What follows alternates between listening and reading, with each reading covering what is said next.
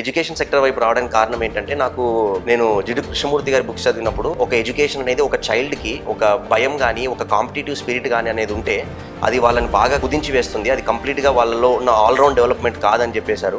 ఇంకోటి ఫార్చునేట్గా నాకు మా తల్లిదండ్రులు నన్ను మంచి ప్రోత్సాహం ఇవ్వడంతో నాకు ఆ ప్రాబ్లం రాలేదన్నమాట. అంటే వచ్చి నువ్వు ఈ వ్యాపారమే చెయ్యి, లేకపోతే ఇదే చూసుకో అదే చూసుకో అని వాళ్ళు చాలా ఫ్రీ హ్యాండ్ ఇవ్వడం వల్ల నేను వేరియస్ దగ్గర మణిపాల్లో, ఢిల్లీలో, ఇప్పుడు ప్రజెంట్ బెంగళూరులో పనిచేస్తూ ఉన్నాను ఎడ్యుకేషన్ సెక్టర్ పైన.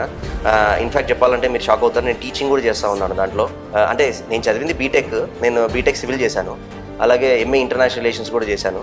బట్ ప్రజెంట్గా ఇప్పుడు స్కూల్ అక్కడైతే ఒక కేంబ్రిడ్జ్ సిలబస్ వాళ్ళకి 10th and 12th maths and chemistry చెప్తున్నాను. మాకు పిల్లలతో వర్క్ చేయడం ఇష్టము.